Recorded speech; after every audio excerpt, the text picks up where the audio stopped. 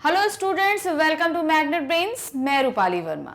आज हम पढ़ने जा रहे हैं अपने वितान बुक का सेकंड चैप्टर है राजस्थान की रजत बूंदे। ये लिखित है अनुपम मिश्र जी द्वारा। ये इन्होंने हमारे सामने राजस्थान में पानी बहुत कम होता है, बारिश भी बहुत ही कम होती है और वहाँ पर अगर बारिश होती भी है तो वहाँ की जो रेत होती है वो पानी को संचित नहीं कर पाती, मतलब उसे इकट्ठा नहीं अपने अंदर सोख नहीं कर पाती है। तो उस कंडीशन में पानी वहाँ पे बचता ही नहीं है। तो उसको बचाने के लिए जो वहाँ पर कुएं खोदी जाती है, कुआं मतलब चौड़ा होता है और कुएं पतली होती है, गहरी होती है, कुएं जितनी ही गहरी होती है मगर वो चौड़ी नहीं होती, वो पतली होती है। तो उसको खोदने का तरीका, कौन खोदते हैं, कैसे कैसे क्या किया जाता है और पानी की जो समस्या राजस्थान में रहती है वो सभी इस पाठ के अंतर्गत हम देखेंगे। तो शुरू करें ये पाठ। यह रचना राजस्थान की जल समस्या का समाधान नहीं है, बल्कि यह जमीन की अतल गहराइयों में जीवन की पहचान है। मतलब इस पाठ में हम समस्या का समाधान नहीं निकाल रहे, पानी की कमी की समाधान नहीं निकाल रहे, हम पृथ्वी की सतह में एकदम अथाह गहराइयों में जो पानी है उसको दिखा रहे हैं। क्या है ये रचना? धीरे धीरे आशा की ऐसी दुनिया में ले जाती है जो कविता नहीं, कहानी नहीं, पर पानी की हर आहट की कलात्मक अभिव्यक्ति है। तो कहने का क्या मतलब है, ये जो हम लेख पढ़ेंगे ये हमें कविता, कहानी नहीं, हमें एकदम धरातल के अंदर यानी पहाड़ जो पानी की आहट होती है वहां तक लेके जाती है। पानी उस व्यक्ति से पूछिए जिसे पानी मिलता नहीं, जहां पानी नहीं होता, उसे पानी की सही कद्र होती है। सपोज एक दिन बहुत गर्म हो, आप लोग कभी देखिएगा गर्म हो और आपको पानी प्यास लगी हो और पानी ना मिल रहा हो, एकदम चिलचिलाती धूप में आप बाहर हो और आप पानी के लिए तरस रहे हो, तब आपको समझ में आएगा कि पानी की क्या अहमियत होती है। वो जगहें उन लोगों से पूछिए जहां शुद्ध पानी नहीं उन लोग पहुंचता। और राजस्थान तो ऐसी जगह है जहां पानी की तो बहुत ही त्राही त्राही रहती है। लेखक राजस्थान की रेतीली भूमि में पानी के स्रोत कुएं का वर्णन कर रहा है। तो पानी पाने का एक स्रोत है, वो है कुएं। यहां देखिए नया शब्द आपके लिए आ रहा है, कुआं नहीं कुएं है। वर्णन करता है, वह बताता है कि कुएं खोदने के लिए चेलवांजी नाम काम कर रहा है। तो चेलवांजी, जब इन कुइयों को खोदने के लिए भी एक्सपर्ट चाहिए होते हैं तो उनको बोलते हैं चेलवांजी। यह बसौली से खुदाई कर रहा है, अंदर भयंकर गर्मी है। अब इन्होंने आपको बताया बसौली एक छोटा सा हथियार होता है, इतना छोटा, बस इतना मान के चलिए, इतना छोटा हथियार होता है। उसके आगे थोड़ा सा नुकीला पोर्शन होता है, जैसे हम लोग फावड़ा लेते हैं ना, फावड़ा होता है उसी तरीके के ये छोटा होता है, ऐसे ऐसे करके मिट्टी खोदता जाए उस तरीके, क्योंकि उसके अंदर इतनी जगह नहीं होती कि हम फावड़ा चलाएं। ये होता है छोटा छोटा सा, हम स्ट्रोक्स चला सकते हैं, इसलिए इसको बसौली कहते हैं। जमीन के अंदर जैसे जैसे गहराई में जाएगा बहुत ही गर्मी होती चली जाती है, दम घोटू गर्मी एकदम, क्योंकि जितना हम जाएंगे ऑक्सीजन कम होती जाती है। गर्मी कम करने के लिए बाहर खड़े लोग बीच बीच में मुट्ठी भर रेत बहुत जोर से नीचे फेंकते हैं।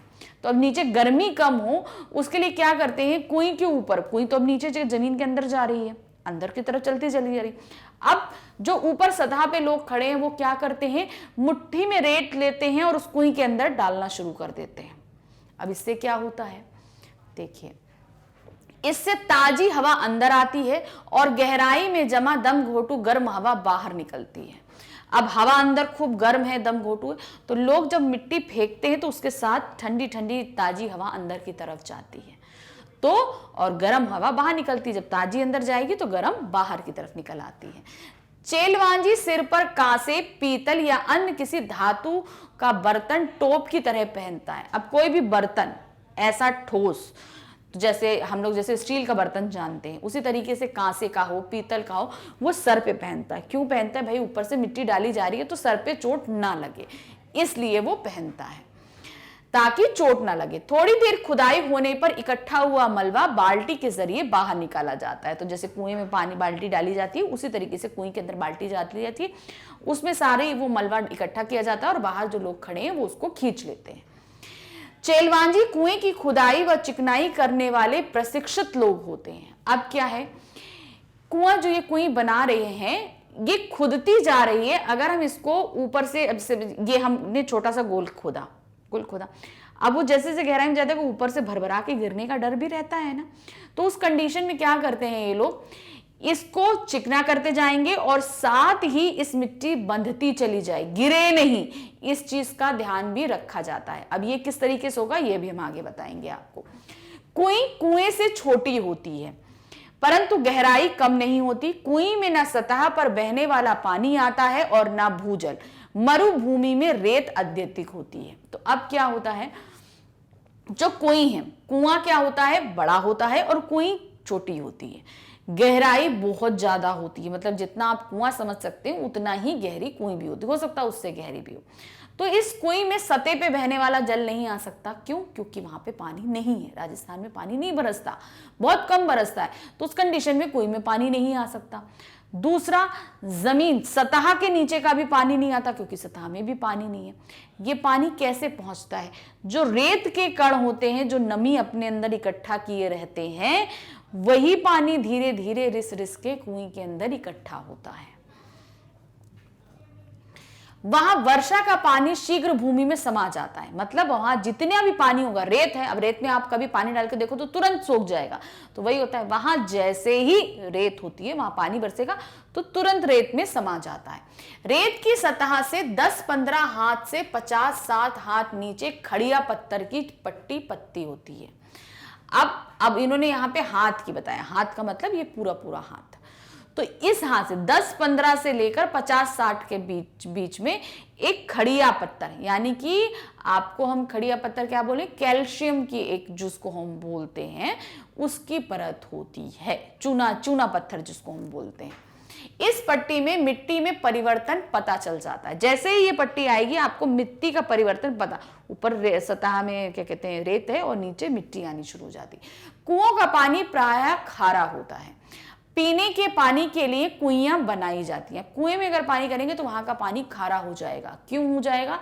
क्योंकि उस चूना पट्टी से के कारण वो पानी खारा होगा। अब कुइयां जो बनाई जाती हैं उनमें मीठा पानी हो जाता है। पट्टी पर तभी पता चलता है जहां बरसात का पानी एकदम नहीं समाता, और ये कहां, जहां पानी एकदम नहीं समाता वहीं पर पट्टी की फर्क पता चलने लगता है। यह पट्टी वर्षा के पानी व गहरे खारे भूजल से मिलने से रोकती है। तो ये पट्टी जो होती है मिट्टी की, ये भूजल का जो गहरा खारा पानी है, खारा पानी नीचे होता है नमक वाला, वो और सतह का जो मीठा पानी है, इन दोनों को मिलने से वो पट्टी रोक देती है।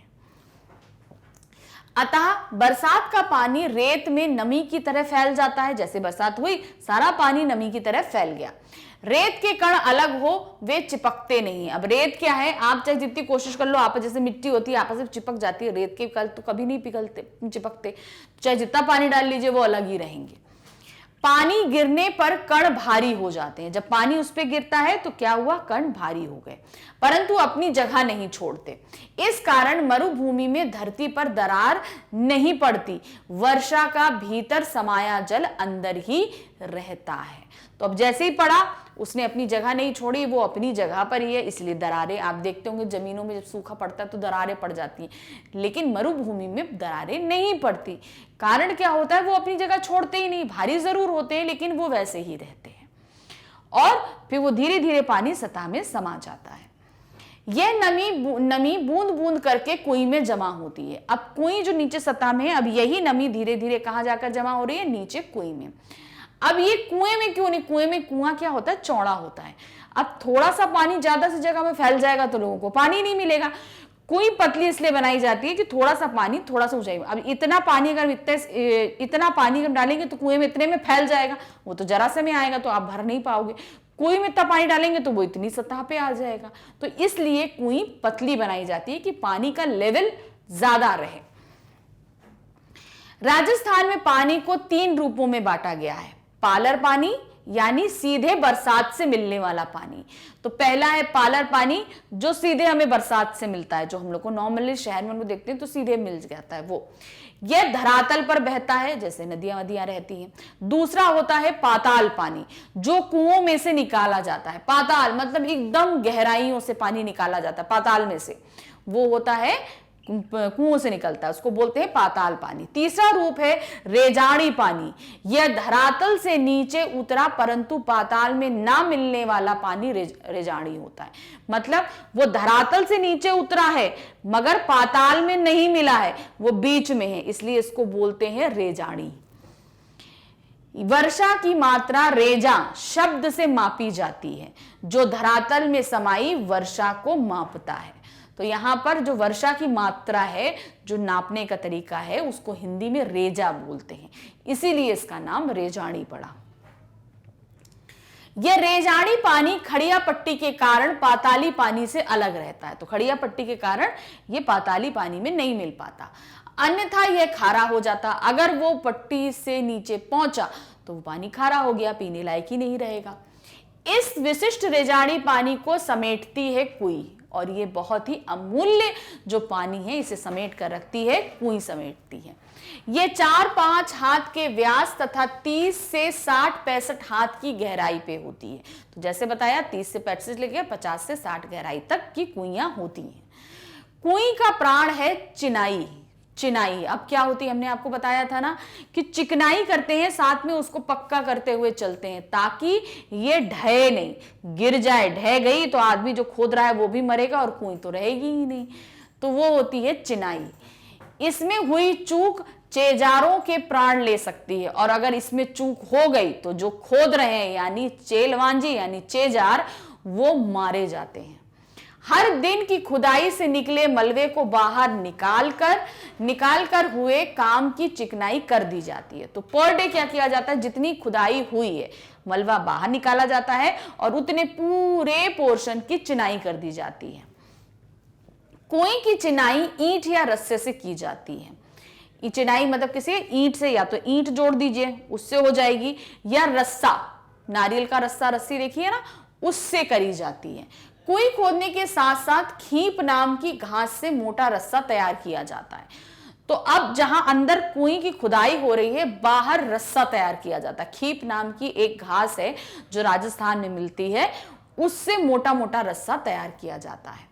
फिर इसे हर रोज कुई के तल पर दीवार के साथ सटाकर गोल बिछाया जाता है। तो अब क्या है, ये जैसे गोला है, ऐसे ऐसे करके इसको ऐसे ऐसे करके सटा के इसको बिछाते हैं ताकि ये दीवार से लगता जाए। के लिए लगभग 15 हाथ लंबा रस्सा चाहिए और लगभग 5 हाथ के व्यास की कुई के रस्से की एक कुंडली का सिर्फ एक घेरा बनाने के लिए लगभग 15 हाथ लंबा रस्सा चाहिए। तो एक कुई का एक घेरा बनाने के लिए 15 हाथ लंबे रस्से की हमें जरूरत पड़ती है। इस तरह करीब 4000 हाथ लंबे रस्से की जरूरत पड़ती है। तो करीबन 4000 लंबे रस्से की, यानी कि बहुत लंबा रस्सा चाहिए एक कुई के लिए। पत्थर या खीप ना मिलने पर चिनाई का कार्य लकड़ी के लंबे लट्ठों से किया जाता है। मान ली अगर ईंट नहीं मिली या खीप नहीं मिली तो लकड़ी के लट्ठों से भी यह चिनाई कार्य किया जा सकता है। जैसे अभी देखेंगे आप, अगर देखेंगे खुदाई, बहुत पुराने कुएं वगैरह मिलते हैं तो उनमें लकड़ी के लट्ठों का भी प्रयोग किया गया है कुओं या कुइयों को चिकना करने के लिए। ये लट्ठे अरणी, बड़, बाबल या कुंवट के पेड़ों की मोटी टहनियां होती हैं। तो ये वो पेड़ों के नाम हैं जिनकी टहनियां, जिनकी शाखाएं इस्तेमाल की जाती हैं। ये नीचे से ऊपर की ओर एक दूसरे में फंसाकर सीधे खड़े किए जाते हैं। तो नीचे से ऊपर की ओर एक दूसरे में फंसाए जाते हैं। अब ये कैसे फंसेंगे, जैसे एक डंडा ऐसे लगा, ये लगा तो इसके बीच में ये ऐसे फंसाया गया, फिर दूसरा यहाँ पे फंसाया। अब ये डंडे फंसाए जा रहे हैं, इनके बीच में गैप है, ये गैप है, तो दूसरा खंभा यहाँ से खड़ा किया गया, तीसरा यहाँ से खड़ा किया। तो इस तरीके से फंसा के इनमें ये खड़े किए जाते हैं। खड़िया पत्थर की पट्टी आते ही काम समाप्त हो जाता है और जैसे ही खड़िया पट्टी आई वैसे ही इस काम को बंद कर दिया जाता है, क्योंकि उसके नीचे अगर खोदा तो खारा पानी मिलेगा। तो कोई खोदने का मतलब नहीं, क्योंकि मीठे जल के लिए हम ये कुएं खोद रहे हैं। और जैसे ही ये कुएं आपकी खड़िया पट्टी तक पहुंचती है तुरंत ही उसे रोक दिया जाता है। चेजारों कुएं की सफलता उत्सव के अवसर पर बनती है। अब कुएं जैसे खुद गई, उसकी चिनाई हो गई पूरा, अब ये कार्य एक उत्सव होता है। क्यों उत्सव होता है, कारण क्या है, राजस्थान में पानी नहीं होता, उस पर कुएं का बनना एक सफलता से कम नहीं होता। मतलब एक घर या एक परिवार को नहीं, पूरे एक गांव को उससे पानी मिल सकता है। तो इसलिए ये उत्सव मनाया जाता है, क्योंकि पानी तो प्राण है। जहां कहीं पानी नहीं मिलता वहां पर ये एक उत्सव से कम नहीं होता। पहले काम पूरा होने पर विशेष भोज होता था, यानी कि पहले के समय की, अभी की बात नहीं कर रहे हैं। पहले समय में जब ये उत्सव हो जाता था, कोई खुद जाती थी तो बहुत बड़ा उत्सव होता था और भोज कराया जाता था, यानी कि बहुत ही पूरे गांव को, सबको बहुत भोज कराया जाता था। चेजारों की तरह तरह की भेंट, वर्ष भर के 30 त्योहारों की भेंट, फसल में हिस्सा आदि दिया जाता था। अब ये जो हम बता रहे हैं ये पहले समय की बात बता रहे हैं, अभी की नहीं बता रहे हैं। अभी क्या होता, अभी तो चीजें बदल गई हैं। पहले क्या होता था, पूरा उत्सव होता था। चेजारों यानी कि जिन्होंने ये कुइयां बनाई हैं, उन्हें बहुत तरह तरह की भेंटें मिलती थी। और हर 30 जिस समय खोदी गई उस समय तो उनको मिल ही रहा है, साथ में पूरे साल में जितने भी 30 त्योहार मिलते थे सभी उनको भेंट देते थे।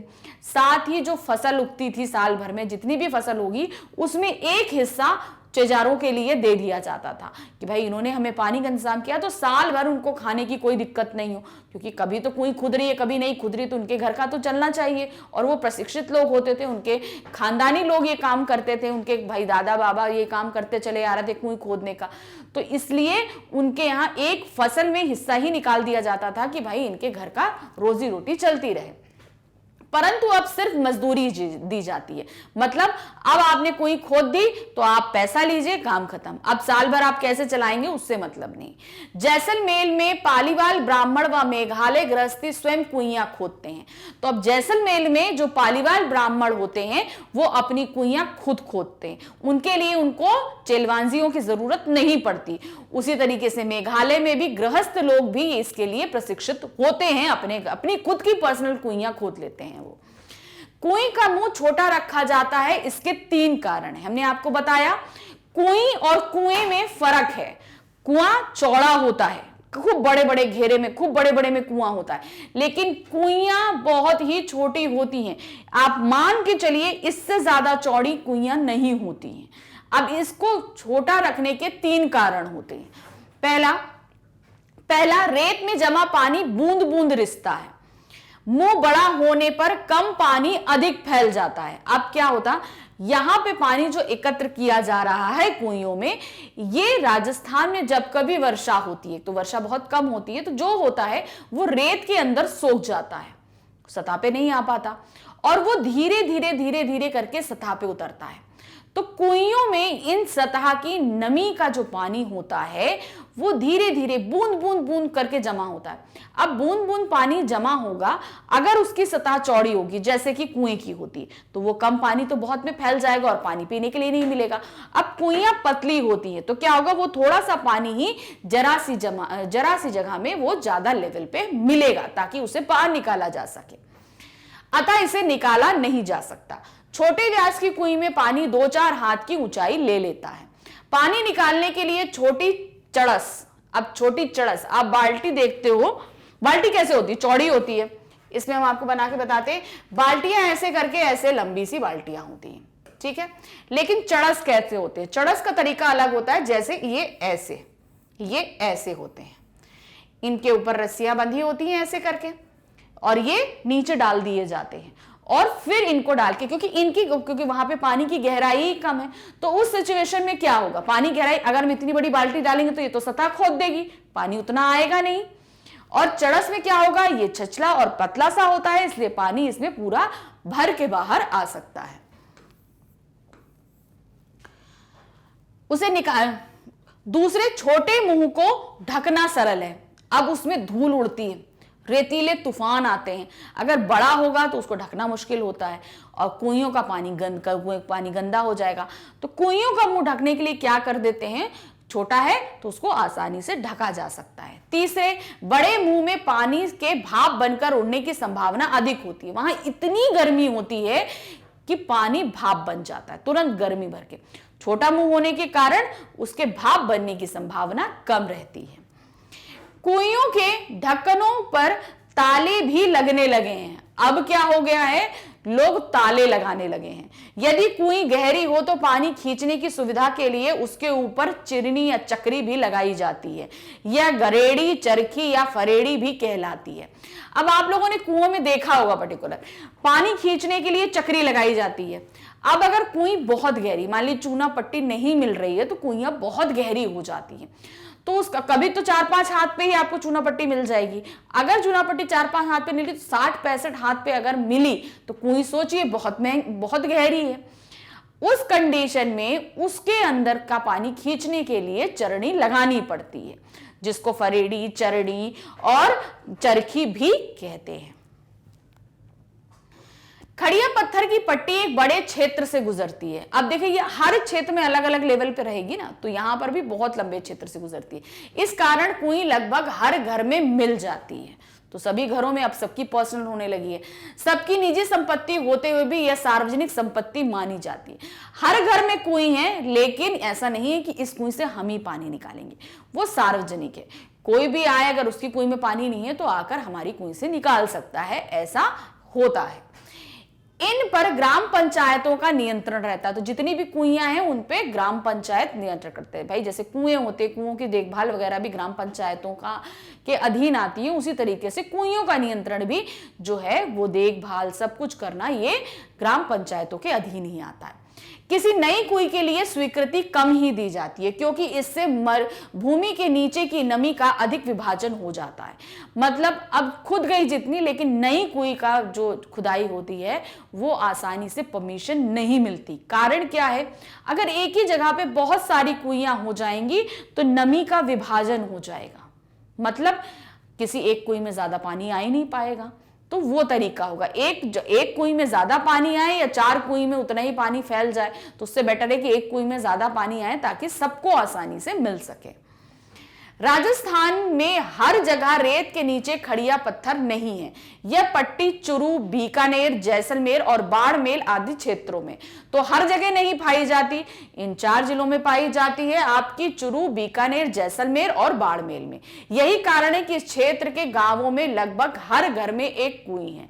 तो इस क्षेत्र के गांवों में अगर आप कभी जाएंगे तो यहां आपको कुइयां लगभग हर जगह, हर घर के सामने देखने को मिलेंगी। तो इस पार्ट में हमने देखा कि राजस्थान में पानी की कितनी बड़ी समस्या है, ये हमारे सामने तो हुई, लेकिन उसको कैसे लोगों ने अपने तक पहुंचाने के कितने तरीके भी ढूंढ लिए। अगर कमी है तो उस कम पानी को भी हम जमीन से कैसे प्राप्त कर सकते हैं, ये भी तरीके हमने देखे। तो ये पार्ट हमने यहीं समाप्त किया।